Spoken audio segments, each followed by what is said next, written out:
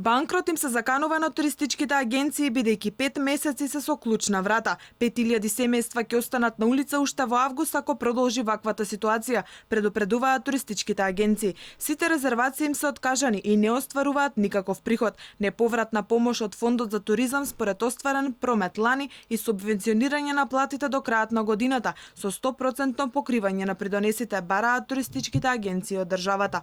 Оно што овој сет на мерки го предвидува и го доставуваме како еден од стейкхолдерите во целата ситуација, тоа е приватниот сектор, до институциите, сет на мерки кои што треба да дадат на долг рок поддршка на целиот сектор, односно на дејноста. Значи, кога викаме сектор, да, тука се туристичките агенции засегнати, меѓутоа треба да ги опфатиме и останатите како што се превозниците и туристичките водичи и затоа во овој сет на мерки ние имаме предвидено предлог мерки кои што ќе дадат помош и за нив.